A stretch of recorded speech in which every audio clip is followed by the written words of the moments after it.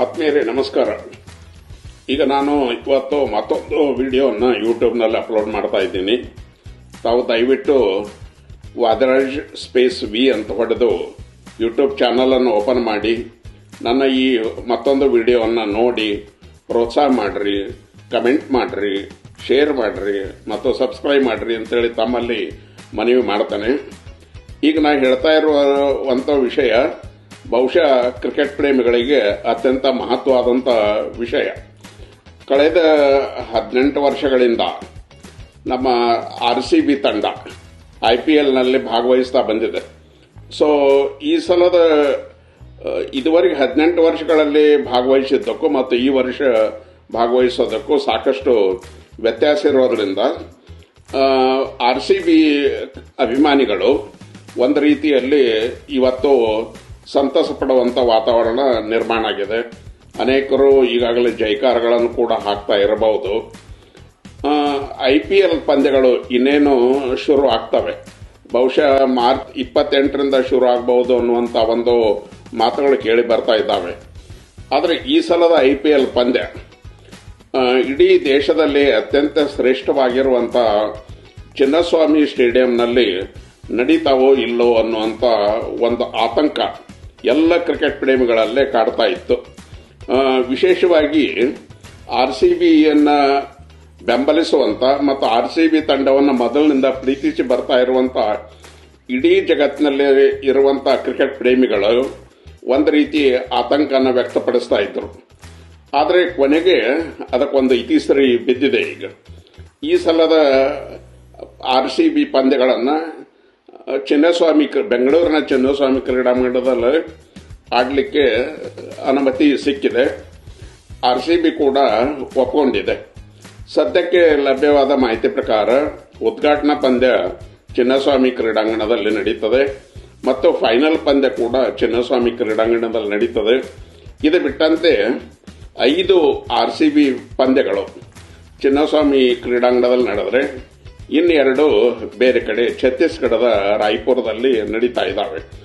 ಅದಲ್ಲದೆ 2 ಬೇರೆ ತಂಡಗಳು ಕೂಡ ಇಲ್ಲಿ ಚಿನ್ನಸ್ವಾಮಿ ಕ್ರೀಡಾಂಗಣದಲ್ಲಿ ಪರಸ್ಪರ ಎದುರಿಸುವಂತಹ ಸಾಧ್ಯತೆಗಳು ಇದ್ದಾವೆ. ನೋಡಿ, IPL 18 ವರ್ಷ ಆಯಿತು ಶುರುವಾಗಿ. ಸೊ 17 ವರ್ಷದಿಂದ ಸತತವಾಗಿ ತಾನು ಚಾಂಪಿಯನ್ ಆಗಲೇಬೇಕು ಅನ್ನುವಂಥ ಒಂದು ದೃಢ ನಿರ್ಧಾರ ಇಟ್ಕೊಂಡು RCB ಹೋರಾಟ ಮಾಡ್ತಾನೆ ಬಂತು. ದುರ್ದೈವಶಾತ್ 17 ವರ್ಷ ಈ RCB ತಂಡಕ್ಕೆ IPL ಕಪ್ಪನ್ನು ಗೆಲ್ಲೋದು ಆಗಲೇ ಇಲ್ಲ. ಆದರೆ 18 ವರ್ಷ ಅಂದರೆ ಕಳೆದ ವರ್ಷ ನಡೆದಂಥ ಪಂದ್ಯಗಳಲ್ಲಿ ಕೊನೆಗೆ RCB ಅಂತಿಮ ಘಟ್ಟದವರೆಗೆ ಬಂದು ಫೈನಲ್ ಪಂದ್ಯದಲ್ಲಿ ಪಂಜಾಬನ್ನು ಎದುರಿಸಿ ಪಂಜಾಬನ್ನು ಸೋಲಿಸಿ ಮೊದಲ ಬಾರಿಗೆ IPL ಟ್ರೋಫಿಯನ್ನು ಗೆದ್ದುಕೊಳ್ಳೋದ್ರ ಮೂಲಕ ಮುತ್ತಿಡ್ತು. ಈ ಕಳೆದ 18 ವರ್ಷಗಳ ತಂಡದಲ್ಲಿ ಅನೇಕ ಬದಲಾವಣೆಗಳಾಗಿದ್ದಾವೆ.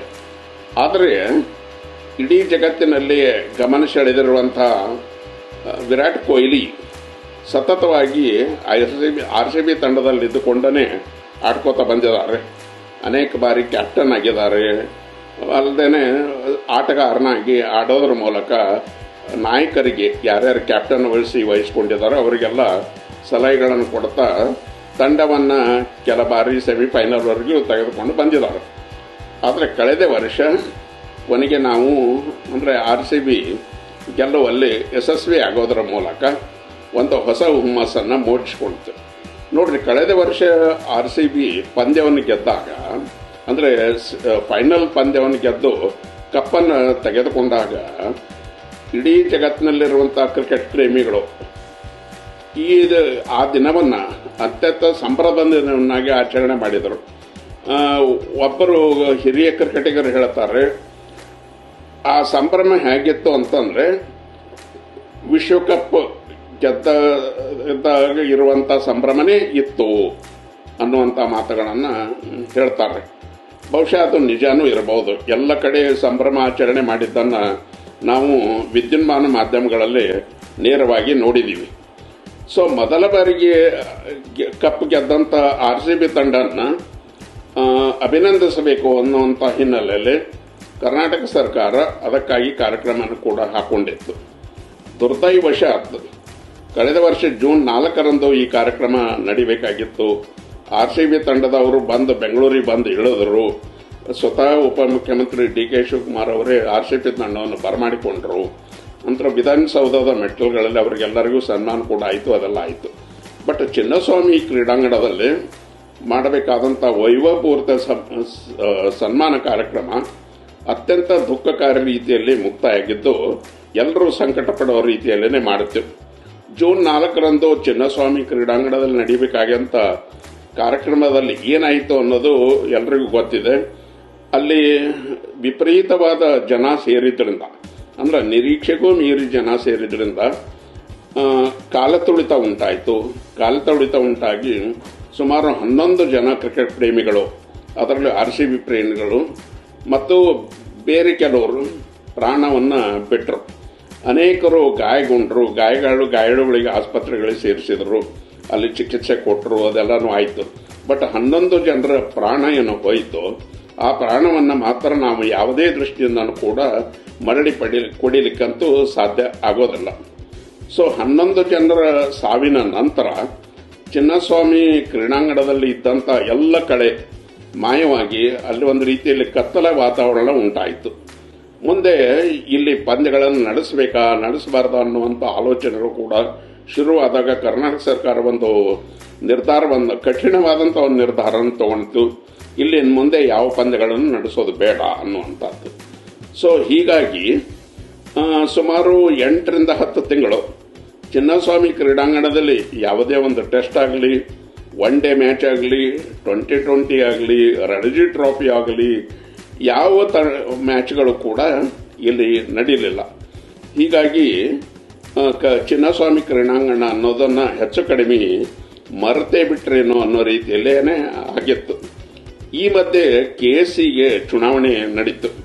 ಚುನಾವಣೆಗೂ ಮುನ್ನ ಅಧ್ಯಕ್ಷ ಸ್ಥಾನಕ್ಕೆ ಸ್ಪರ್ಧಿಸಿದ್ದಂಥ ವೆಂಕಟೇಶ್ ಪ್ರಸಾದ್ ಅವರು ತಾವು ತಮ್ಮ ತಂಡ ಈ ಚುನಾವಣೆಯಲ್ಲಿ ಆರಿಸಿ ಬಂದರೆ ನಾವು ಮತ್ತೆ ಚಿನ್ನಸ್ವಾಮಿ ಕ್ರೀಡಾಂಗಣಕ್ಕೆ ಒಂದು ಹೊಸ ಕಳೆ ತರ್ತೀವಿ ಮತ್ತು ಇಲ್ಲಿ ಪಂದ್ಯಗಳು ನಡೆಯುವಂತೆ ಮಾಡ್ತೀವಿ ಅನ್ನುವಂಥ ವಾಗ್ದಾನವನ್ನು ಮಾಡಿದ್ದರು.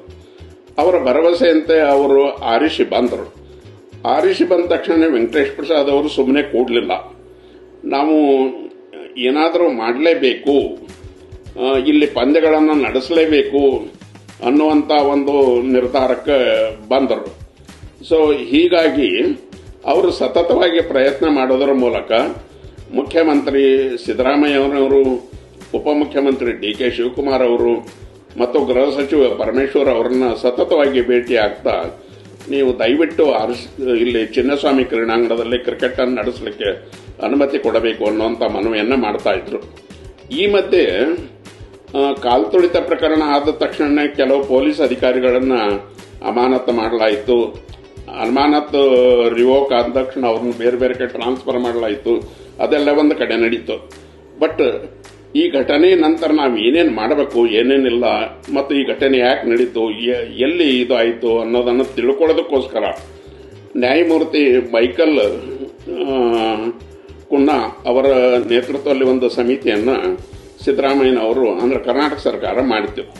ಅನಂತರ ಕುನ್ನಾ ಸಮಿತಿ ವರದಿಯನ್ನು ಕೂಡ ಕೊಟ್ಟು ಏನೇನು ಮಾಡಬೇಕು ಅನ್ನೋದರ ಕುರಿತಂತೆ ಒಂದಿಷ್ಟು ಮಾಹಿತಿಯನ್ನು ಅದು ನೀಡಿತು.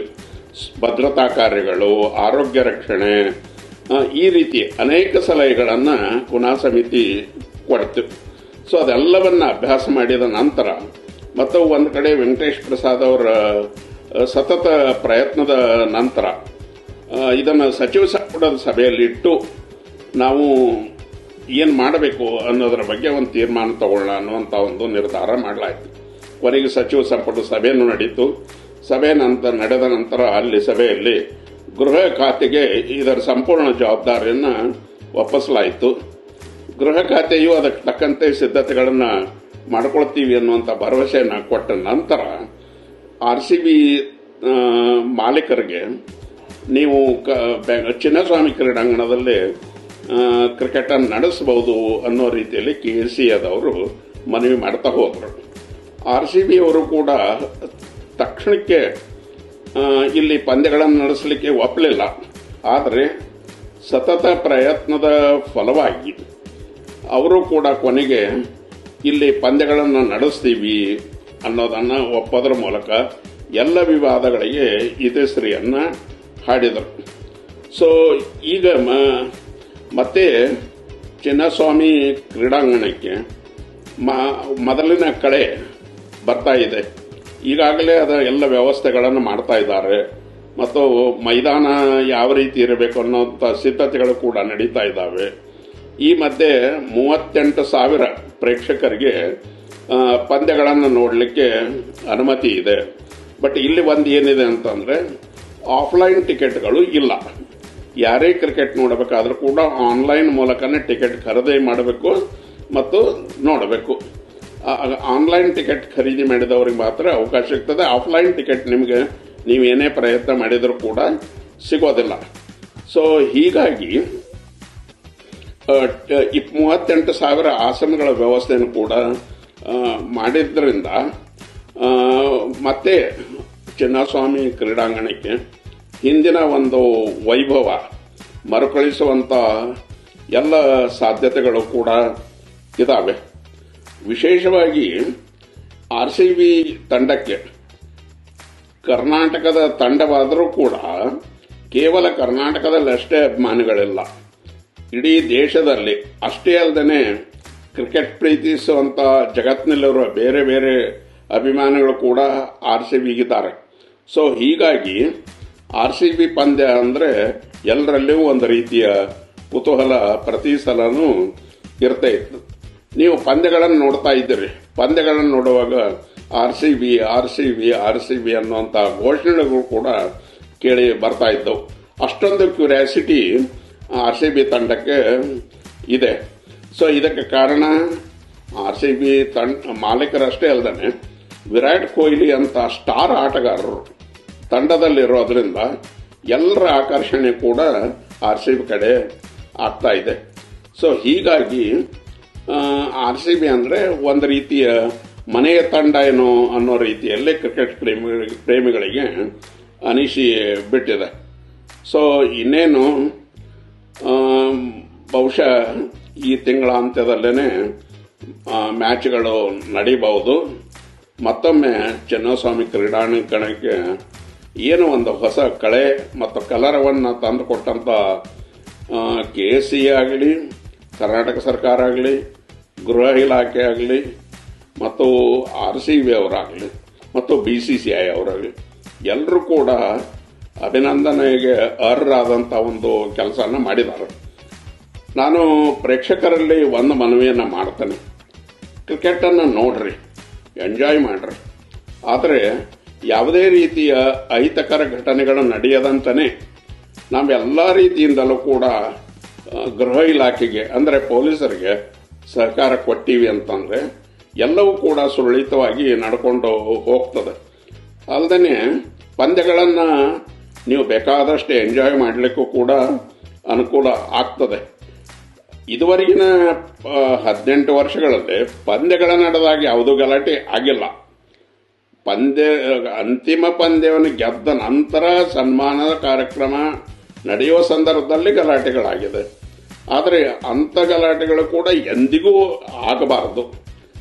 ಮೃತರ 11 ಜನ ಮೃತರಿಗೆ ನಾವು ಅಂತಿಮ ನಮನಗಳನ್ನು ಸಲ್ಲಿಸಬಹುದೇ ಹೊರತು ಮತ್ತಿನ್ನೇನು ಮಾಡಲಿಕ್ಕೆ ಆಗೋದಿಲ್ಲ. ಇವತ್ತು ಅವರ ಕುಟುಂಬಗಳಿಗೆ ಸರ್ಕಾರ ಏನೇ ಸಹಾಯ ಕೊಟ್ಟರು ಕೂಡ ಮೃತರನ್ನು ತಂದು ಕೊಡಲಿಕ್ಕಂತೂ ಯಾರಿಗೂ ಸಾಧ್ಯ ಆಗೋದಿಲ್ಲ. ಅಂಥ ಮೃತರ ಕುಟುಂಬಗಳಿಗೂ ಕೂಡ ನಾವು ಮತ್ತೊಮ್ಮೆ ಸಾಂತ್ವನವನ್ನು ಹೇಳೋಣ. RCB ಚಿನ್ನಸ್ವಾಮಿ ಕ್ರೀಡಾಂಗಣದಲ್ಲಿ ನಡೆಯುವಂಥ ಎಲ್ಲ ಪಂದ್ಯಗಳು ಕೂಡ ಶಾಂತ ರೀತಿಯಿಂದ ನಡೆದು ಸೌಹಾರ್ದ ರೀತಿಯಿಂದ ನಡೆದು ಯಶಸ್ವಿಯಾಗಿ ನಡೆಯೋದ್ರ ಮೂಲಕ ಮತ್ತೊಮ್ಮೆ ತನ್ನ ವೈಭವವನ್ನು ಮರುಕಳಿಸಲಿ ಅಂಥೇಳಿ ಪ್ರಾರ್ಥಿಸೋಣ.